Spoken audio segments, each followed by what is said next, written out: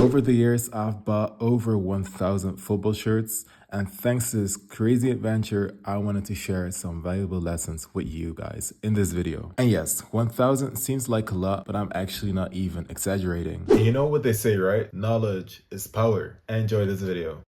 Lesson number one is that you should never make assumptions, but always ask for proof. I know this sounds very vague, so let me give you an example. If you think a specific shirt is original, please make sure it actually is, because some unofficial shirts look so good that they seem original. Always ask for a picture of the product code if you don't see it in the listing. That way you can not only assume the shirt is original, but also verify it on Google. But you know, assumptions are not only dangerous when it comes to authenticating shirts. This also plays a role in signed shirts, because there are so many people out there selling signed football shirts without any photo or video proof. My advice would always be, even though the autograph looks legit, ask for proof if you don't see any proof in the listing. So you can have fancy COAs or whatever kind of certificates, but in the end, video proof is the best proof you can have, because you can basically see the player in question sign your shirt, and that's the best way to verify the authenticity of an autograph. When watching the video, you can perfectly see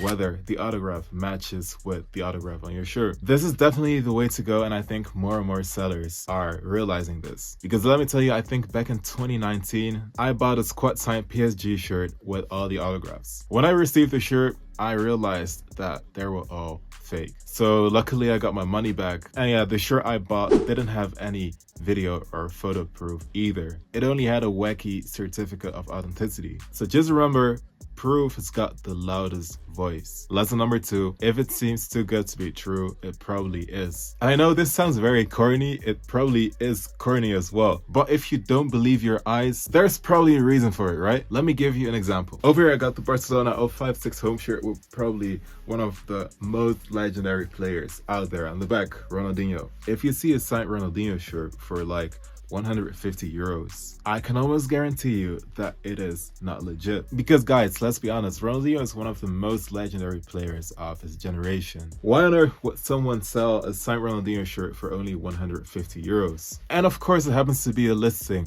without any video or photo proof. 1 + 1 = 2. It's probably not legit. Same goes for the so-called match-worn shirts from Champions League finals or whatever from memorable matches. In the first place, why would someone sell it? And the second and most legitimate question is, why would it be so cheap? Okay, let's say you find the Spain 2024 home shirt worn by Lamine Yamal in the Euro 2024 final. Realistically speaking, I would say there's only 3 shirts like that out there, because I think players get 3 shirts per match. So bear in mind that there's only 3 of these shirts, and you see listings popping up on, I don't know, eBay for example, selling that shirt for 400 euros. It's not gonna make any sense. Or same goes for 80 or 90% of the signed Messi and Ronaldo shirts. Believe me, these guys are so hard to catch, let alone getting them to sign your shirt. So of course it would be very logical to sell a shirt like that for only 300 euros. It doesn't make any sense, right? Lesson número 3. The size of a shirt can influence its price. I would say that size medium and large are the most popular sizes, because a good amount of people can actually wear them. In my case, I can wear size medium and size large. Size small doesn't look good, and size extra large is just too baggy. So what does this mean? Shirts in size medium and large will be in higher demand, and usually things that are in high demand will also have a higher price. Let me exemplify this. If you go to the fan store of a random club at the end of the season,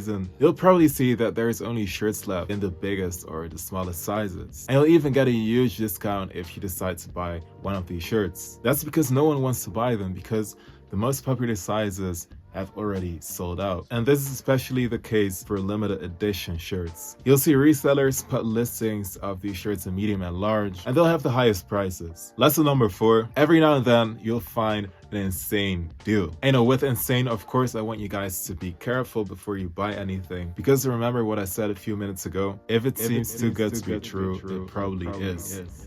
So you should always verify whether a shirt is legit or not. But if it happens to be legit, so you check the authenticity of the shirt or the authenticity of the autograph, and the price is still low, congrats, you found an insane deal. And whenever this happens to you, it just feels like a big win. And it's even something to flex with. And talking about insane deals, I found this AC Milan 08-09 home shirt with my man Ronaldinho, number 80 on the back for 45 or 50 euros, I think. I wouldn't say it's an insane deal, but it's a very good deal. But I gotta find an insane shirt I got for a very good price. Okay, I found one. This is probably one of my biggest flexes ever when it comes to my football shirt collection. This is Real Madrid 17-18 home shirt with, as you can see, all the Champions League patches. It's brand new with tags, even long sleeve version. On the back, we got the man himself, Bell number 11. This shirt is a size large, so it's even a popular size. I found this shirt back in 2022 for 27 euros. Now that's insane for sure if you ask me. But yeah, let me tell you, you can definitely find these deals if you've bought over 1,000 football shirts. It's just a matter of being lucky and the right timing, I would say. And if I can do it,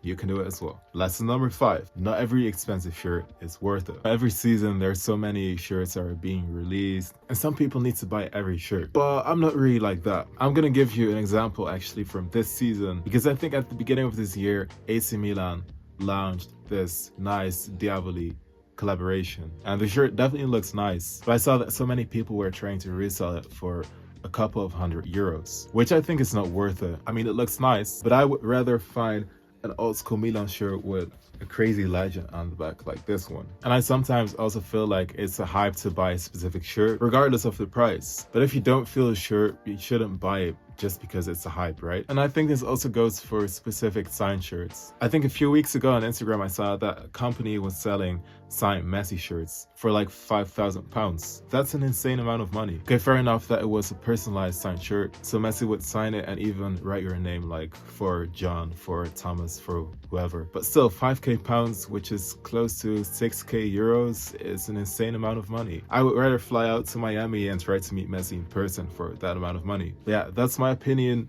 In the end, you do whatever you want to do. Lesson numero 6. Don't underestimate the right storage for your football shirts. I think when you are an upcoming collector, you don't really pay attention to storage because you just bought 20 or 30 football shirts and you can just hang them in your closet or whatever. But if you got a few hundred shirts, you should definitely pay attention to what you do with them, especially if you want to keep them in good condition. Because if you got lots of shirts with name tags on the back, like is the case in my collection, you really want to use clothing hangers. This way you can make sure that the name and number on the back will stay in a good condition. You definitely don't want to fold or bend shirts with name sets because this will probably lead to cracks in the name set, and that's something you want to avoid. Lesson number 7. Lots of people confuse the words original and authentic. Let me explain this. By original, we mean that a shirt is officially licensed by a specific brand. For example, this shirt is an officially licensed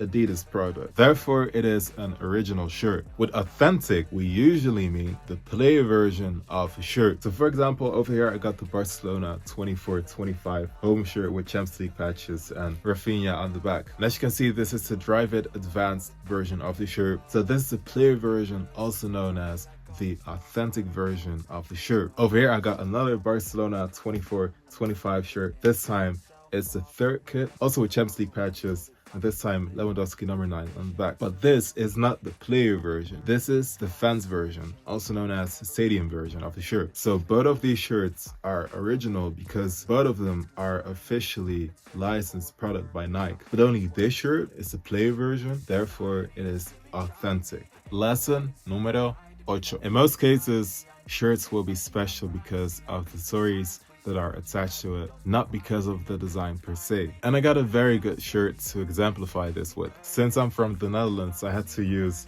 this Ajax 18-19 away shirt as an example. Because in this iconic away shirt, Ajax managed to beat Juventus and Real Madrid, and they even made it to the semifinals in the 18-19 UCL campaign. If we are being brutally honest and look at the design of this shirt, it doesn't look that special, right? Because the colors used on this shirt and their distribution don't really inspire me. But the stories and matches that we associate with this shirt make this shirt iconic and beautiful. And I'm not gonna lie, these old school Champions League patches on the sleeves also make it look better. I gotta say that I'm a big fan of the color of this name set on the back, and I also think that the player on the back is a legend. But yeah guys, let's be honest, this shirt doesn't have an eye-catching design, but the Champions League campaign of the 18-19 season was very successful for Ajax. Therefore, this shirt is so popular. And there are many more examples I could give you. For example, the Argentina 2022 home shirt. In terms of design, I wouldn't say it's the nicest Argentina shirt, but they won a World Cup of 2022 in that shirt, so it is iconic and very popular. But the best shirt is of course memorable and has got an amazing design. For example, this Netherlands 2014 away shirt with Robin on the back. I think you'll remember the Spain versus Netherlands game back in 2014, which the Netherlands won 5-1. Robin scored an amazing solo goal in this shirt, so this shirt is memorable because of that match